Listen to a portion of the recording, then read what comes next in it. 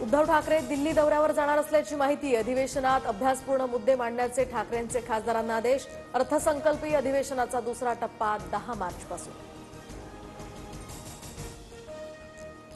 वादग्रस्त सोलापूरकरवरून आता पुणे महानगरपालिका वादात। शिवराय आणि डॉक्टर आंबेडकरांबद्दल बळणाऱ्या सोलापूरकरची सांस्कृतिक धोरणाच्या तज्ज्ञ सल्लागारपदी नियुक्ती।